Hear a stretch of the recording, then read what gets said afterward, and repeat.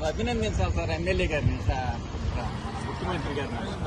ఎందుకంటే సార్ మీరు చెప్పండి సార్. కాదు, ఎందుకంటే ఈ రాష్ట్ర ప్రజల్ని కాదండి, ఈ రాష్ట్ర ప్రజలు ఒక గొడుగు కింద తీసుకొచ్చి, ఎందుకంటే తెలుగు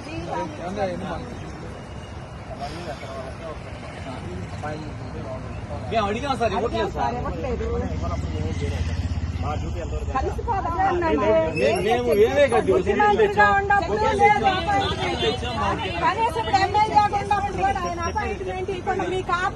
రాష్ట్ర ప్రజలు ఒక గుడి కింద తీసుకొచ్చి ఈ ప్రభుత్వం అమరావతి నిలబెట్టినందుకు ఆయనకి ధన్యవాదాలు చెప్పిపోదామని పులివెందుల ఎమ్మెల్యే గారికి ప్రతిపక్షంలో చెప్పండి.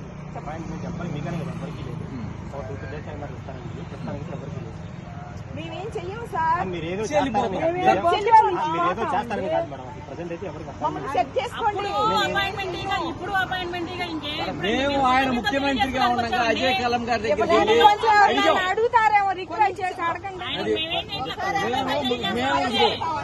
అమరావతి ఆడపడుతు సార్, మీరు అమరావతి నుంచి ఆడపడుతు.